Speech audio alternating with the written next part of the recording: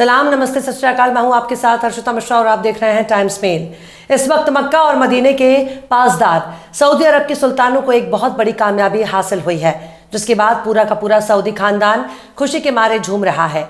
Saudi अरब को इतनी खुशी सिर्फ किस्मत से हाथ लगी है, पर इस खुशी और इस कामयाबी की वजह ना तो गजा और ना ही अमेरिका, बल्कि सऊदी अरब के हुक्मरानों को सोने का खजाना हाथ लगा है। सोने का इतना बड़ा खजाना हाथ लगने के बाद सऊदी अरब की खुशी का ठिकाना ही नहीं रहा। और इसी खुशी में सऊदी अरब से एक और खबर आती है कि सऊदी अरब ने रमजान में इफ्तार पर रोक लगा दी है। मतलब मस्जिद में होने वाले इफ्तार पर रोक लगा दी गई है। इस रोक के पीछे कई वजह भी सामने आई हैं, लेकिन सुनने में आ रहा है कि सऊदी अरब इजराइल से अपने रिश्ते सुधारना चाहता है। मतलब जिस तरह से यूएई और कतर के रिश्ते इजराइल से है, ठीक वैसे ही रिश्ता नॉर्मल हो जाए। लेकिन जहां एक तरफ जुब्बे वाले देश अमेरिकी चरणों में लेटकर इजराइल की माला जप रहे हैं, वहीं कोलंबिया ने इजराइल को लाल लाल आग दिखानी शुरू कर दी है। खबर आई है कि कोलंबिया ने गजा के नरसंहार को देखकर इजराइल से अपने सारे ताल्लुकात खत्म कर दिए हैं। इतनी हिम्मत ना तो मिस्र में है और ना ही जॉर्डन में। मिस्र तो सिर्फ अपना मुल्क बचाना चाहता है, बाकी उसे गजा और फिलिस्तीनियों से कोई मतलब नहीं रहा। यही हाल जॉर्डन का है। मिस्र और जॉर्डन दोनों ही गजा के करीब है, पर इनकी मदद करने में ना तो जॉर्डन आगे आ रहा है और ना ही मिस्र। पर दूर बैठा कोलंबिया के पास इतनी हिम्मत है कि वो इजराइल से अपना रिश्ता तोड़ सकता है, पर जुब्बे वाले सिर्फ मक्कारी करना जानते हैं। लेकिन सऊदी अरब तो सबसे ज्यादा अपनी हुकूमत चलाने में मस्त है। सऊदी अरब को बदल देने की सनक ने सऊदी अरब को कहां से कहां लाकर खड़ा कर दिया। सोने का खजाना मिलने के बाद बहुत खुशी हासिल हुई है, पर रमजान में इफ्तार पर रोक लगाने का क्या मामला है, इस बारे में सोचना और समझना होगा।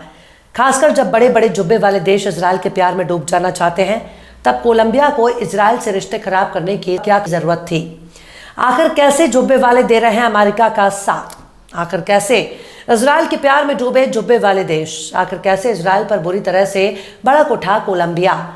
अब बताएंगे आपको और भी बहुत कुछ। लेकिन आप अगर हमारे चैनल पर अपना कोई विज्ञापन देना चाहें तो आप हमारे व्हाट्सएप नंबर पर हमसे संपर्क कर सकते हैं। हमारा व्हाट्सएप नंबर है 9990454200। आपको स्क्रीन पर हमारा व्हाट्सएप नंबर नजर आ रहा है, जिस पर आप संपर्क कर सकते हैं और विज्ञापन दे सकते हैं। लौटते हैं आप खबर की तरफ। अरब देशों की सबसे बड़ी माइनिंग कंपनी माडेन ने दिसंबर में मक्का इलाके में एक बहुत बड़े सोने का भंडार खोजा था। इस खोज के बाद सऊदी अरब के क्राउन प्रिंस मोहम्मद बिन सलमान ने खुशी का इजहार किया। ऐसे में सऊदी अरब की ये माइनिंग कंपनी अब दूसरे इलाकों में भी अपनी खोज करने जा रही है। कंपनी को उम्मीद है कि मक्का के आसपास के कई इलाकों में और ज्यादा सोना मिल सकता है। इसका इस्तेमाल प्रिंस मोहम्मद बिन सलमान के सऊदी विजन 2030 को पूरा करने में किया जा सकता है। प्रिंस सलमान साल 2030 तक सऊदी अरब की इकोनॉमी को तेल से हटाकर टूरिज्म पर फोकस करना चाहते हैं। लेकिन इसके साथ सऊदी अरब के एक ताज़ा फैसले पर भी सवाल उठने लगा है। क्राउन प्रिंस मोहम्मद बिन सलमान अल सऊद ने रमजान से पहले मस्जिदों में इफ्तार पर पाबंदी का हुक्म दिया है। यह आदेश 11 मार्च को शुरू होगा और इस साल 9 अप्रैल तक खत्म होगा। सऊदी अरब के इस्लामिक मामलों के मंत्रालय ने 20 फरवरी 2024 के एक आदेश में मस्जिद कर्मचारियों के लिए रमजान का एहतराम करने के लिए कहा गया है। मंत्रालय ने इमामों और मौजिनों को इफ्तार दावतों के लिए चंदा लेने से मना किया और मस्जिदों में साफ सफाई का पूरा इंतजाम करने के लिए कहा है। पर भारत की मीडिया ने इसे इफ्तार पर रोक तौर पर पेश किया है। इस्लामिक मामलों के मंत्रालय ने एक्स पर एक पोस्ट में लिखा था कि इस्लामिक मामलों, दावा और मार्गदर्शन मंत्रालय रमजान 1445 हिजरी के पवित्र महीने के दौरान मस्जिदों से संबंधित कई निर्देश जारी करता है। आदेश में कहा गया है कि सऊदी के तमाम इलाकों में इमाम और मुअज्जिन रोजदारों और बाकी के लिए इफ्तार के लिए चंदा नहीं लेंगे।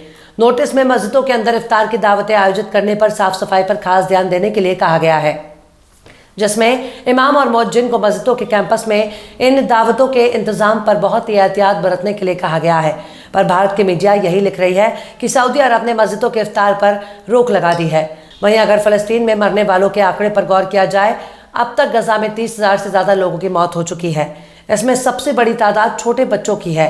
13,000 से ज्यादा बच्चे मारे गए हैं और 8,000 से ज्यादा औरतों के मारे जाने की रिपोर्ट है। मरने वालों में 340 मेडिकल स्टाफ भी है। इसके अलावा 132 पत्रकार हैं जिनको इजराइल ने निशाना बनाया।